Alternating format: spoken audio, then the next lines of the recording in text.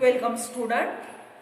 पहा, आधीच्या लेक्चरमध्ये आपण फर्टिलायझेशनची प्रोसेस कंप्लीट केली आणि मग त्याच्यामध्ये आपण पाहिलं की मेल आणि फिमेल ह्याचा जो हॅप्लॉइड गॅमेट आहे, ज्याला तुम्ही स्पर्म आणि एग असं म्हणतात, तर हे स्पर्म आणि एग हे युनाईट होतं आणि युनाईट होऊन जो काही डिप्लॉइड झायगोट तयार होतो त्या प्रोसेसला आपण फर्टिलायझेशन असं म्हणतो.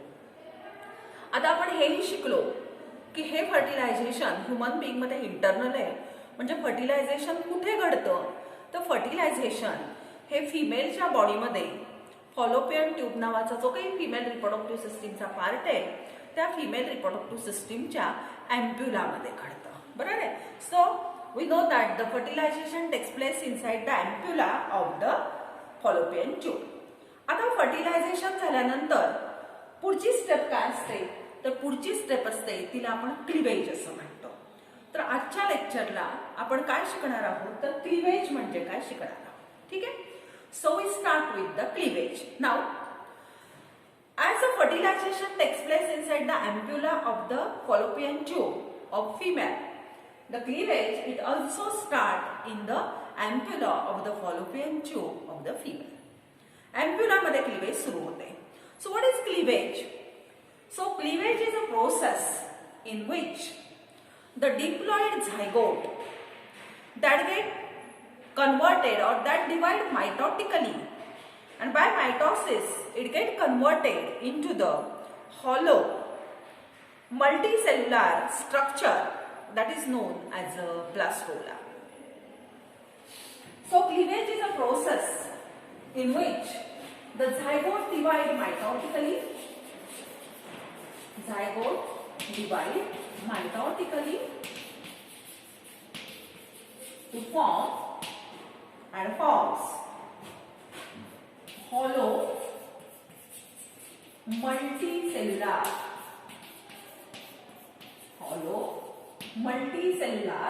actually that multicellular structure is a fluid structure which we know as a blastula. पहा, डेफिनेशन आपल्याला काय सांगतेय? डेफिनेशन सांगतेय की क्लिवेज ही एक अशी प्रोसेस आहे की ज्या प्रोसेस मधून आता झायगोट डिवाइड व्हायला सुरुवात झालाय. आपल्या सगळ्यांना हे माहितीये की झायगोट जो तयार झालेला हा झायगोट जे काही पुढे ऑफस्प्रिंग तयार होणार आहे, नवीन इंडिव्हिज्युअल तयार होणार आहे, त्याची पहिली सेल आहे. मग आता तिथं फक्त स्पर्म आणि एग तयार होत असताना मेओसिस घडतं. आता इथून पुढे कुठेही मेओसिस घडत नाही. म्हणून हे महत्वाचे की झायगोट डिवाइड मायटॉटिकली. मायटॉटिक डिव्हिजन सुरू होते झायगोटची. आणि मायटॉसिस म्हणजे काय, तर ज्याच्यामध्ये क्रोमोझोम नंबर जो असतो हा सेम राहतो, तो रिड्यूस केला जात नाही. आणि हे मग डिवाइड होतं, पुन्हा डिवाइड होतं, पुन्हा डिवाइड होतं, डिवाइड आणि रिडिवाइड होतं आणि त्याच्यातून एक स्ट्रक्चर तयार होतं की ज्याला आपण ब्लास्टुला असं म्हणतो. आणि हा जो तयार झालेला ब्लास्टुला आहे हा कसं स्ट्रक्चर असतं, तर तो इंटरनली हॉलो असतो, तो मल्टीसेल्युलर असतं आणि त्याच्यामध्ये फ्लुइड भरलेलं असतं. त्या स्ट्रक्चरला आपण ब्लास्टुला म्हणतो. म्हणजे टोटल क्लिवेज म्हणजे काय, तर झायगोट आहे हा डिवाइड होणार आहे मायटॉटिकली आणि डिवाइड होऊन त्याच्यापासून काय तयार होणार आहे, तर मल्टी सेल्युलर असणारं, फ्लुइड फील्ड असणारं, आतून पोकळ असणारं, हॉलो असणारं स्ट्रक्चर म्हणजे ब्लास्टुला तयार होणार आहे. ठीक आहे. हे आपल्या पुस्तकाने डेफिनेशन सांगितली आहे. पण जर जुनी पुस्तकं तुम्ही काही रेफर केली तर जुन्या पुस्तकामध्ये काय सांगितलं जातं मुलींनो, की zygote divide mitotically to form a solid wall like structure known as a morula असंही जुन्या पुस्तकात सांगितलंय. म्हणजे जुन्या टेक्स्टबुक नुसार झायगोट डिवाइड होतो आणि सॉलिड स्ट्रक्चर तयार होतं मोरुला असं त्यांचं म्हणणं आहे. पण जुन्याकडे आपण नको लक्ष द्यायला. आपण बघूया आपलं पुस्तक सांगतंय की झायगोट मायटॉटिकली डिवाइड होतो आणि मायटॉटिकली डिवाइड होऊन तो काय तयार करतो, ब्लास्टुला तयार करतो. त्या प्रोसेसला आम्ही काय म्हणतो, क्लिवेज असं म्हणतो. And we know that takes place inside the ampulla of fallopian tube. Now, during this cell or during that cell division, the cells are produced by the cleavage. So the cells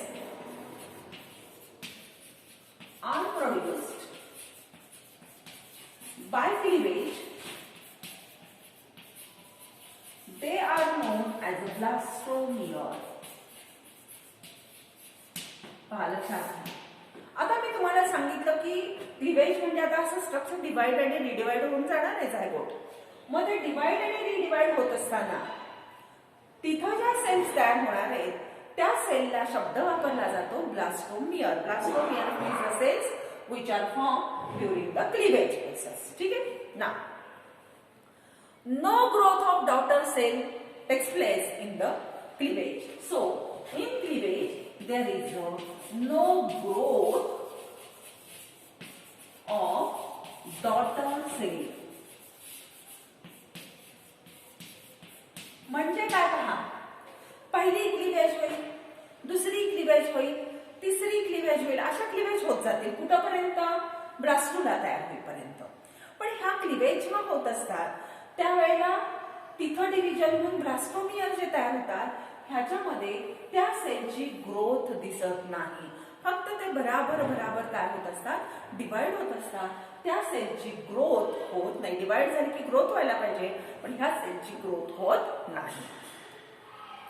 पुढचा point पहा. As there is a no growth phase between the cleavages, the size of blastomere will be reduced with each successive cleavage. So, as there is a no growth phase,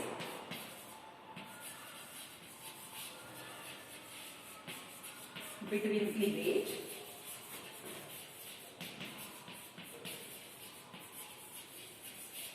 as there is a no growth phase between cleavages, the size of blastomeres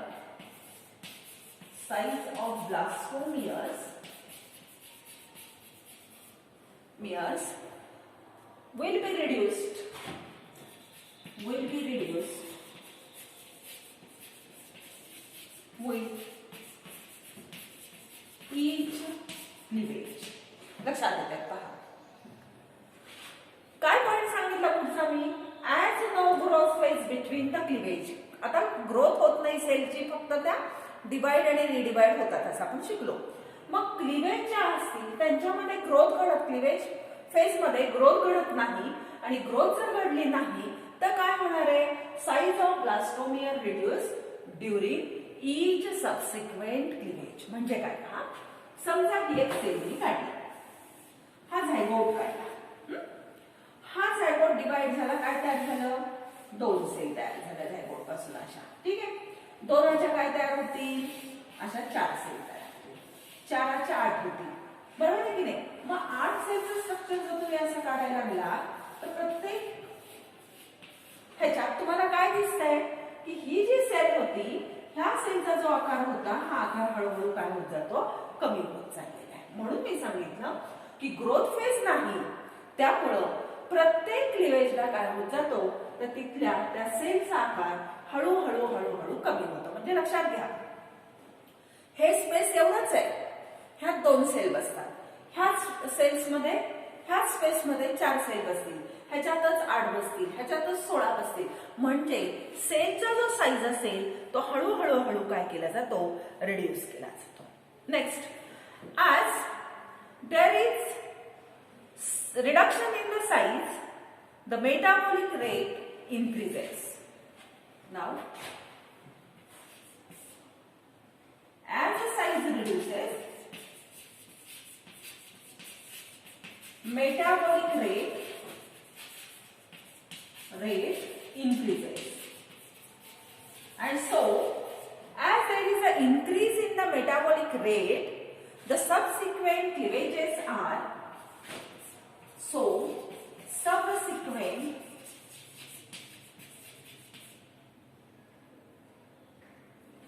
cleavages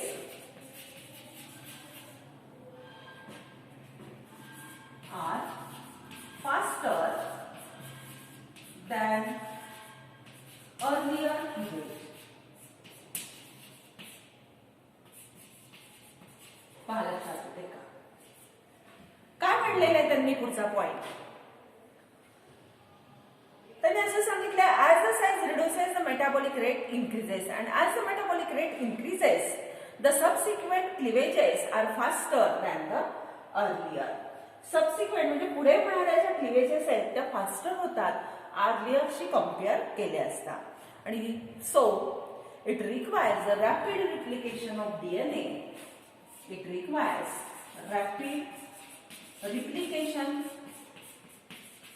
of DNA and oxygen consumption. लक्षात येतं का? पहा मी परत एकदा सांगते. मला वाटतं cleavage म्हणजे काय तुम्हाला समजलं असेल.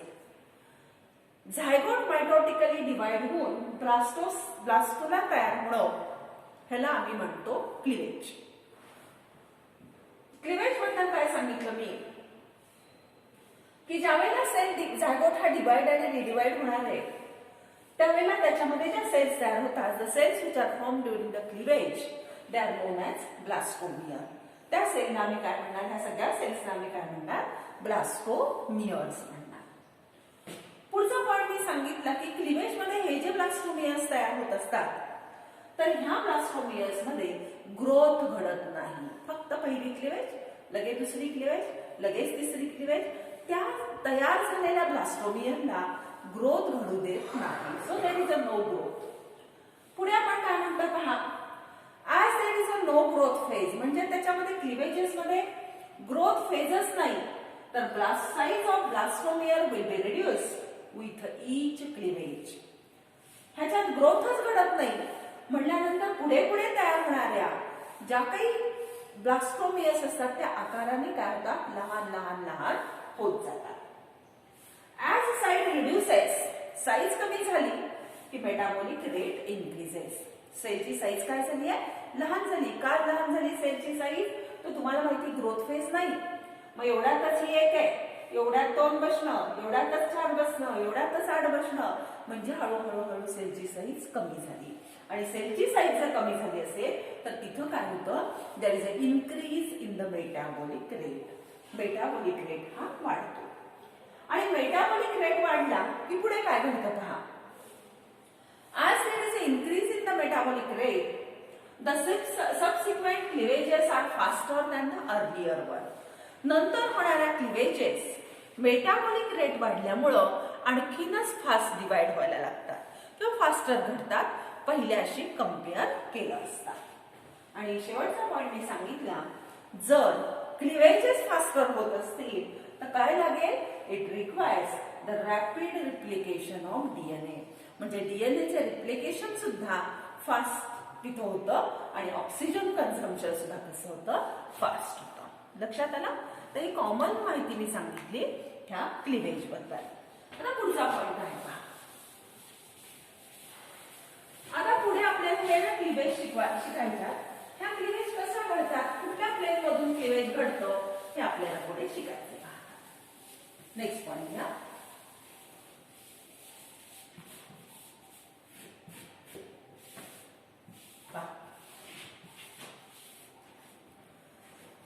Now the cleavages, in case of human being, that cleavages are holoblastic. Human being ची क्लिवेज कशी आहे तर होलोब्लास्टिक क्लिवेज आहे. आणि होलोब्लास्टिक ह्या शब्दाचा अर्थ काय तर whole zygote divide from animal pole to vegetal pole. लक्षात घ्या, हा झायगोट आहे, त्याचं हे न्यूक्लियस आहे. तर होलोब्लास्टिक क्लिवेज ह्युमन बीइंगची म्हणजे काय होतं लक्षात घ्या, डिवाइड होताना हा होल डिवाइड होतो, असा पूर्ण डिवाइड होईल. एनिमल पोल पासून व्हेजिटल पोल पर्यंत जर तो डिवाइड होत असेल तर त्याला म्हणतात होलोब्लास्टिक क्लिवेज. मग आपल्यामधली क्लिवेज कशी आहे, होलोब्लास्टिक आहे. कारण आपलं जे एग आहे ते मायक्रोलेसिथल एग आहे. लक्षात घ्या, ज्याच्यामध्ये ज्या एग मध्ये यॉक कंटेंट खूप असतं त्यांच्यामध्ये क्लिवेज हा होलोब्लास्टिक नसतात. पुढचा पॉइंट पहा. आता क्लिवेजेसचे प्लेन्स जर तुम्ही बघितले, क्लिवेज कशी घडते तर क्लिवेज ही लॉन्जिट्युडिनल असते. लक्षात घ्या, लॉन्जिट्युडिनल किंवा लॉन्जिट्युडिनलला आणखीन एक शब्द तुमच्या पुस्तकामध्ये वापरलाय पहा, that is known as a meridiagonal. Cleavage कशी असू शकते, क्लिवेज लॉन्जिट्युडिनल असू शकते, त्यालाच आपण शब्द वापरतो मेरीडायगोनल. लॉन्जिट्युडिनल म्हणजे जेव्हा क्लिवेज अशी उभी असेल, उभा न्यूक्लियस डिवाइड होऊन 2 सेल करत असेल तर त्याला म्हणायचं लॉन्जिट्युडिनल. आणखी क्लिवेज ही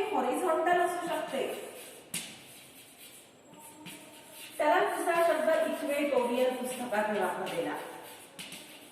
हॉरिझॉन्टल ह्या शब्दाचा अर्थ काय? ज्या वेळेला क्लिवेज ही अशी आडवी असेल, इक्वेटोर मधून जाणारी असेल, बरोबर मध्यभागातून डिवाइड करणारी असेल, तर त्याला हॉरिझॉन्टल किंवा त्याला इक्वेटोरियल असा शब्द वापरला जातो. म्हणजे ज्या वेळेला झायगोट हा असा उभा डिवाइड होत असेल न्यूक्लियस, त्यावेळेला त्याला म्हणायचं लॉन्जिट्युडिनल ऑर मेरीडायोनल क्लिवेज म्हणायचं. आणि ज्या वेळेला तो असा आडवा डिवाइड होत असेल, तर त्यावेळेला त्याला म्हणायचं हॉरिझॉन्टल किंवा इक्वेटोरियल. आता आणखीन एक पॉइंट पुस्तकात सांगितलाय, radial cleavage is radial and indeterminate. Cleavage कशी आहे म्हणतात त्यांनी? Radial and indeterminate. म्हणजे काय? क्लिवेज कशी आहे? रॅडियल आहे आणि इनडिटर्मिनेट आहे. रॅडियल ह्या शब्दाचा अर्थ काय पहा. रॅडियल ह्या शब्दाचा अर्थ की समजा पहिली क्लिवेज झाली, 2 सेल तयार झाल्या. पहिली उभी असती, व्हर्टिकल क्लिवेज असती. दुसरी क्लिवेज झाली, व्हर्टिकलच झाली, right angle to first cleavage असते. पहिल्या क्लिवेज मध्ये 2 सेल तयार झाल्या, दुसऱ्या क्लिवेज मध्ये 4 सेल तयार झाल्या. मग तिसरी क्लिवेज असते की ज्याच्यामध्ये सेल्स तयार होतात 8. बघा आता इमॅजिन करा मी काय म्हणते. पहिल्या क्लिवेज मध्ये एकाच्या 2 झाल्या, दुसऱ्या क्लिवेज मध्ये 2च्या 4 झाल्या आणि तिसऱ्या क्लिवेज मध्ये 4च्या 8 झाल्या. आपण रॅडियल क्लिवेज म्हणजे काय शिकतोय. आता हे 8 स्ट्रक्चर, समजा तुमच्याकडे 8 बॉल्स दिले आणि अरेंज करा म्हटलं. तुम्हाला असे अरेंज करायला सांगितलं की 4 खाली आणि 4 वर करा. कसे मांडाल? शेजारी शेजारी चिटकून 4 मांडाल, असे चौकोनामध्ये 4 आणताल आणि त्याच्यावरती 4 बसवणं. लक्षात येत आहे? मग ही क्लिवेज तशी असते. खाली 4चं टायर असतं आणि त्याच्यावरती दुसरं 4चं टायर असतं. लक्षात येत आहे? खाली 4 बॉल आणि त्या 4 बॉल वरती 4 बॉल जर तुम्ही ठेवले तर ते स्ट्रक्चर कसं होतं? प्रत्येक लाईनला 2-2 बॉल झाले चारी बाजूला, बरोबर आहे की नाही? मग ही जी क्लिवेज आहे, एका टायरवरती दुसरा टायर, प्रत्येक टायरवरती 4-4 बॉल, ह्या क्लिवेजला म्हटलं जातं रॅडियल क्लिवेज. लक्षात येत आहे? आणि इनडिटर्मिनेट म्हणजे काय? तर फेट of each blastomere is not exactly non. Blastomere formation exactly कसं होतं हे आपल्याला नोन नाही, माहिती नाही. म्हणून त्या क्लिवेजला म्हणलेलं आहे इनडिटर्मिनेट. इनडिटर्मिनेट या शब्दाचा अर्थ काय? की जे काही ब्लास्टोमियर फॉर्मेशन आहे, जे काही फेट ऑफ फॉर्मेशन ऑफ ब्लास्टोमियर आहे, तर ती आपल्याला कशी आहे? That is not exactly non. प्रत्यक्षात आपल्याला ती कशी आहे ती माहीत नाही, म्हणून त्याला शब्द वापरतात इनडिटर्मिनेट. ठीक आहे? That is about the information of cleavage. आता ऍक्च्युअली आपण क्लिवेज शिकायला सुरुवात करू. हे समजलंय तुम्हाला? क्लिवेजचे प्लेन कुठले कुठले सांगितले पहा एकदा. क्लिवेजचा पहिला प्लेन मी सांगितला लॉन्जिट्युडिनल, म्हणजेच मेरीडायोनल. असा उभा डिवाइड झाला म्हणजे कसं पहा. समजा इमॅजिन करा की हे न्यूक्लियस आहे, हे असं उभं डिवाइड झालं की म्हणायचं लॉन्जिट्युडिनल आहे, बरोबर? त्याला मेरीडायोनल म्हणायचं. हेच न्यूक्लियस समजा असं आडवं डिवाइड झालं, बरोबर? आडवं डिवाइड झालं की त्याला म्हणायचं हॉरिझॉन्टल. पण त्याला इक्वेटोरियल का म्हणतात? कारण ते बरोबर मध्यातून डिवाइड होतं. असं इथून डिवाइड करणं, इथून डिवाइड करणं, त्याला इक्वेटोरियल शब्द वापरत नाहीत. लक्षात घ्या. बरोबर मध्यभागातून डिवाइड होणं ह्याला म्हणतात हॉरिझॉन्टल इक्वेटोरियल. आणि रॅडियल म्हणजे आत्ताच सांगितलं की खाली 4 सेल्स आहेत चिटकून चिटकून आणि त्याच्या वर 4 सेल असणं म्हणजे त्याच्यात रॅडियल सिमेट्री दिसते. तर अशा वेळेला त्याला म्हटलं जातं रॅडियल क्लिवेज. आणि क्लिवेज ही इनडिटर्मिनेट असते. इनडिटर्मिनेट असते म्हणजे काय? तर फेट of each blastomere is not exactly non. आपल्याला ब्लास्टोमियर एक्झॅक्टली कसा फॉर्म होतो हे कळत नाही. ठीक आहे?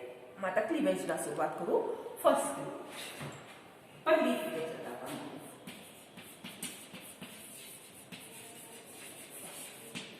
आता फर्स्ट क्लिवेज जी आहे तर त्याच्यामध्ये क्लिवेज झायगोट, हा मी झायगोट काढला. झायगोटच्या भोवती काय काढायचं आपल्याला? न्यूक्लियस काढायचं. झायगोटच्या भोवती झोना पेलूस, सॉरी, हा झायगोट आणि हा झाला झोना पेलूस. थोडस मोठं काढूया कारण पुढे पुढे मला वाढवावे लागेल फिगर. पहा,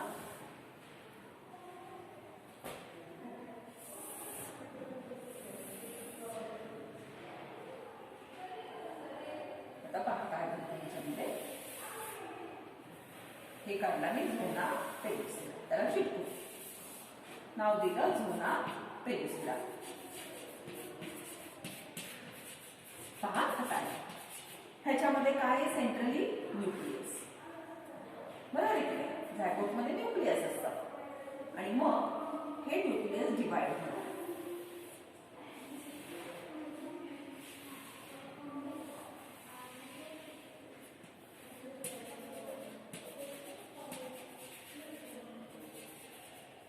तिला नाव द्या पोलार बॉडी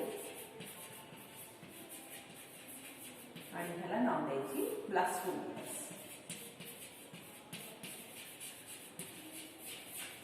आता पहा, ही फर्स्ट क्लीवेजची मी डायग्राम इथं स्केच केली.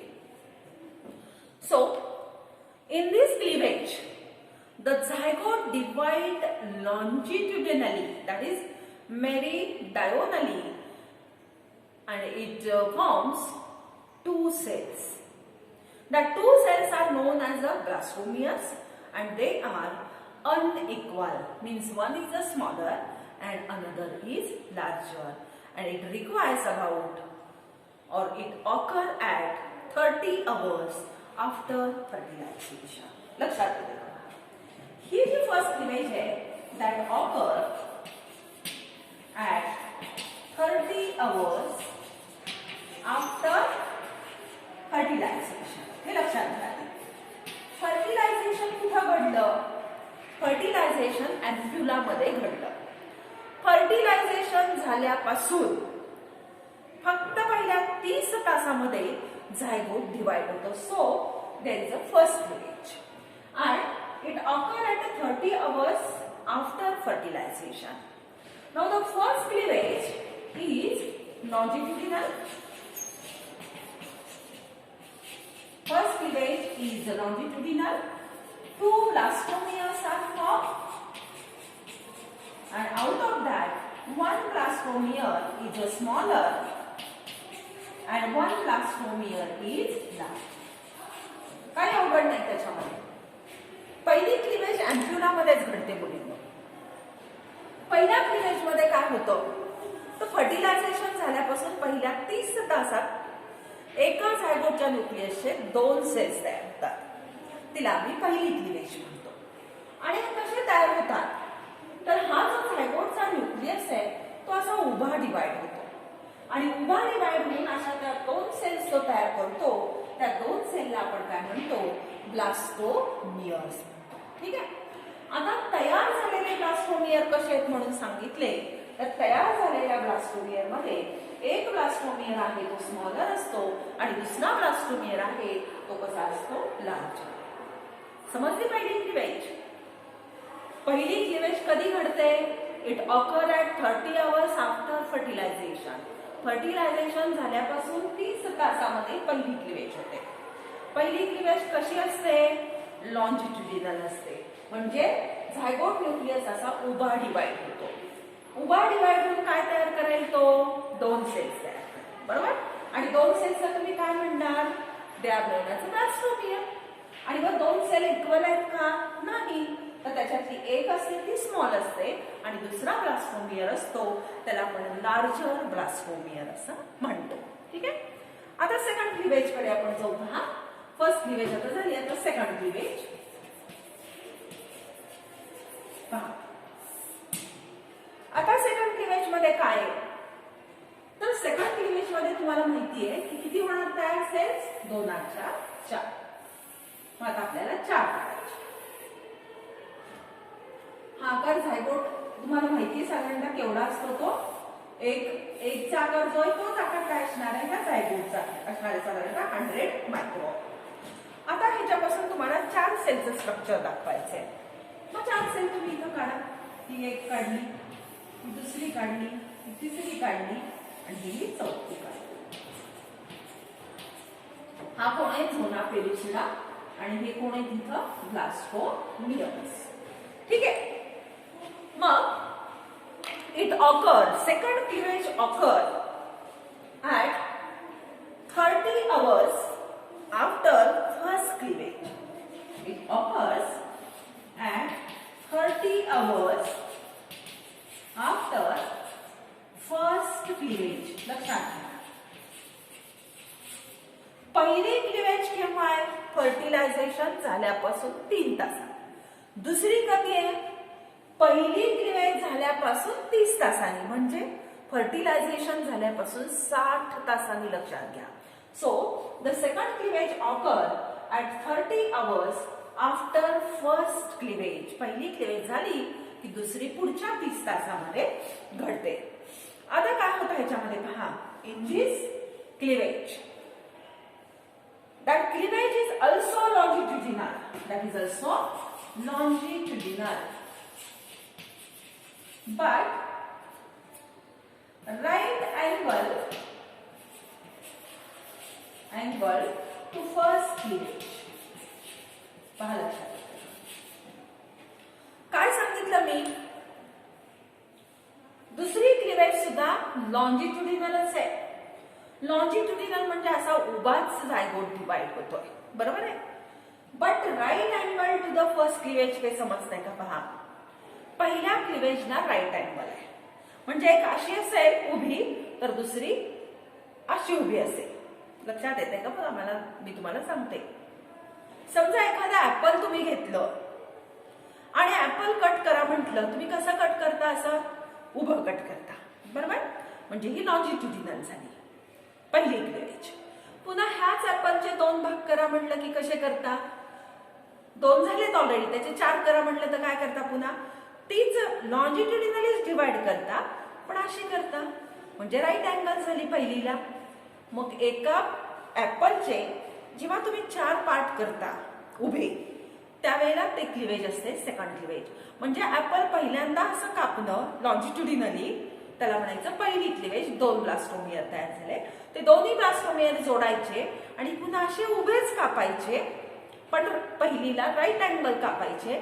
म्हणजे 4 फोडी तयार झाल्या, म्हणजे 4 सेल स्ट्रक्चर तयार झालं. लक्षात येतं? तर ह्याला म्हणायचं longitudinal and right angle to the first cleavage. आणि मग काय तयार होतं? तर 4 ब्लास्टोमियर्स तयार. काय तयार होतात? 4 ब्लास्टोमियर्स तयार. ठीक आहे. That is about the second cleavage. आता सेकंड क्लिवेज झाल्यानंतर आपण जाणार आहोत थर्ड क्लिवेज वर. तिसरी क्लिवेज आता थर्ड वर. Third cleavage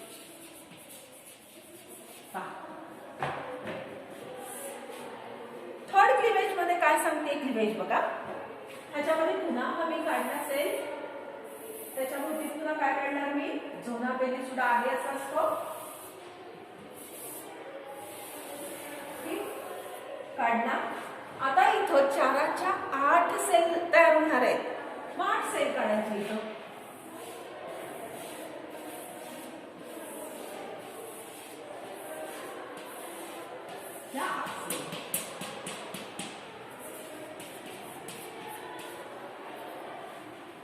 So that is the third cleavage.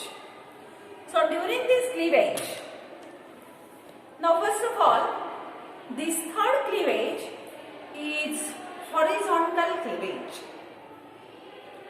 That means it is not right angle to the first 2 cleavage. लक्षात येते का? पहा, ह्या क्लिवेज बद्दल मी काय सांगितलं की ही थर्ड क्लिवेज ही हॉरिझॉन्टल असते मुलींवर.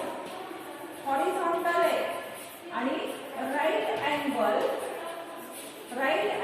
To first 2 क्लिवेजेस. पहिल्यांदा 2 क्लिवेज झालेले आहेत. तुम्ही कशी केली? पहिली एक अशी क्लिवेज केली, दुसरी अशी क्लिवेज केली, पहिली आणि दुसरी. आणि ह्याला तिसरी क्लिवेज असते हॉरिझॉन्टल. म्हणजे आडवी असणार. लक्षात येते का पहा. म्हणजे मगाशी जे तुम्ही ऍपलचे 4 पार्ट केले होते त्या 4 पार्टला पुन्हा बरोबर असं हॉरिझॉन्टली मध्यभागातून कापलं म्हणजे वरचे 4 झाले खालचे 4 झाले. त्या पोर्शनला म्हटलं जातं 8 सेल स्ट्रक्चर. खाली 4 त्याच्या वरती 4 असणार आणि तीच रॅडियल झाली. लक्षात घ्या.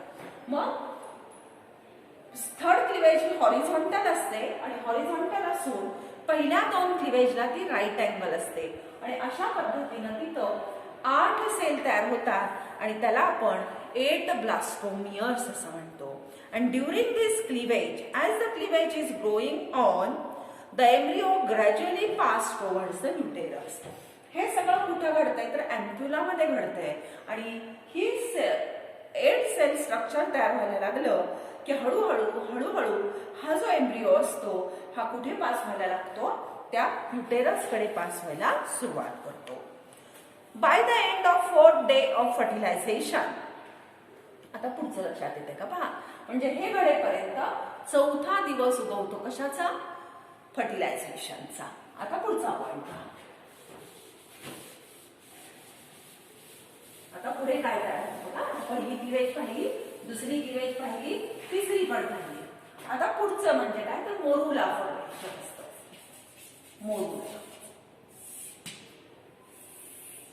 मोरुला पण तेवढाच काढायचा कारण ते सेल स्ट्रक्चर सगळं सारखं असतं.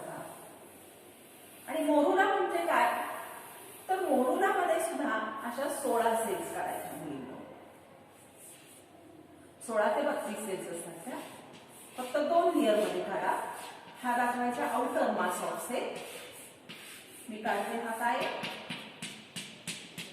आउटर मास ऑफ सेल म्हणायचा आणि आतल्या बाजूला काढायचा इनर मास.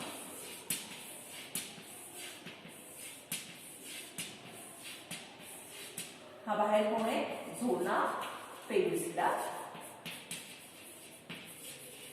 हा आहे आउटर मास ऑफ सेल आणि हे आहे इनर मास ऑफ सेल. आणि ह्या स्ट्रक्चरला म्हणतात मोरुला.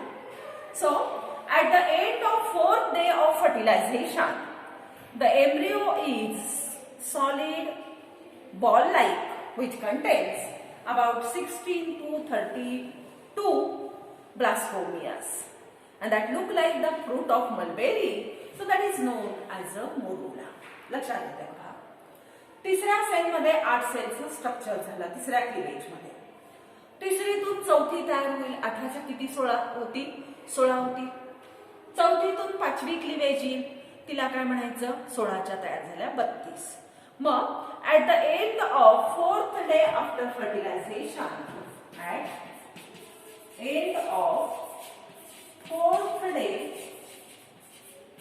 of fertilization झाल्यापासून जो 4th डे असतो त्या 4th डेच्या शेवटपर्यंत 16 to 32 सेल स्ट्रक्चर जे तयार होतं हे असतं सॉलिड. कसं असतं सॉलिड. आणि हे कशासारखं दिसतं तर मलबेरी फ्रूट सारखं दिसतं आणि ह्याला आम्ही काय म्हणतो त्यामुळे त्याला आम्ही मोरुला म्हणतो. So at the end of 4th day after fertilization the embryo get converted into a solid ball like structure and that solid ball like structure is known as a morula which contains about 16 to 32 cells or blastomeres. Now, the cells of morula, they are of 2 types. That means the outer cells are known as the outer mass of cell, which are clearer and smaller, and the cells which are present inside, they are known as the inner mass of cell, and that cells are larger cells. लक्षात येतं का पहा. 8च्या sale पासून आता 16 सेलचं structure होतं. 16 पासून 32चं structure होतं. मग हे 16 आणि 32 सेलचं जे स्ट्रक्चर आहे त्याला आपण मोरुला म्हणायचं. बरोबर. ते खूप छोट्या सेल्स त्याच्यात बसतात. अर्थात त्याची साईज ही 1ची साईज आहे 100 मायक्रॉन. तेवढ्या सेल बसणार आहेत लक्षात घ्या. म्हणजे किती छोट्या सेल्स असतील. आणि मग हे सेल कसं असतं तर खूप सॉलिड बॉल सारखं स्ट्रक्चर तयार होतो. त्यातल्या ज्या सेल्स असतात त्या अतिशय कॉम्पॅक्टली अरेंज असतात, खूप जवळ अरेंज केलेले असतात.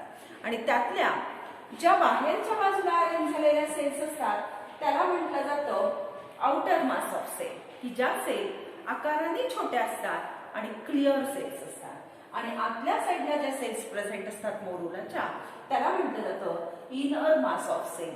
आणि हे इनर मास ऑफ सेल्स ज्या असतात त्या मात्र आकाराने ह्याच्याशी कम्पेअर केल्या असतात कशा असतात मोठ्या असतात. आणि ह्या सेल अतिशय कॉम्पॅक्टली अरेंज केलेले असतात.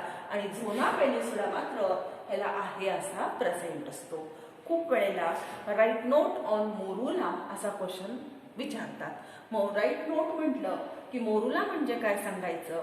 16 to 32 blastomere containing solid ball like structure which is produced during the or at the end of 4th day of after fertilization, that is known as a morula असं सांगायचं. And that morula is look like the mulberry fruit, so it is known as a morula. It contains two types of cells. Outer cells are smaller cell, clearer cell known as the outer mass of cell, and inner cells they are larger cell known as the inner mass of cell. हे तिथं सांगायचं.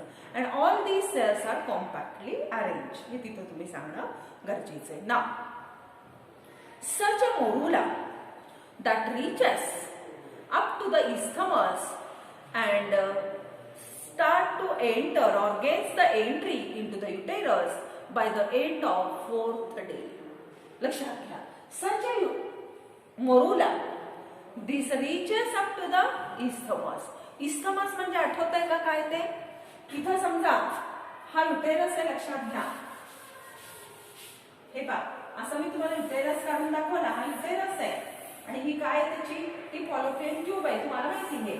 तर हा जो portion आहे की जो portion ह्या युटेरसला फॉलोपियन ट्यूबचा जोडतो ह्या पोर्शनला आम्ही काय म्हणतो इस्थमस म्हणतो. मग हा तयार झालेला जो काही मोरुला आहे दॅट मोरुला रीचेस इस्थमस, म्हणजे 4थ्या दिवशी हा अँप्युला मधून ह्या इस्थमस पर्यंत मोरुला पोहोचतो. आणि हळूहळू आता ह्या 4थ्या दिवसाच्या शेवटी at the end of that 4th day after fertilisation it enter inside the uterus. म्हणजे तो हळूहळू 4थ्या दिवशी फर्टिलायझेशन घडल्यापासून 4थ्या दिवशी हा मोरुला कुठे येतो तर ह्या युटेरस मध्ये तो येतो. लक्षात आलं.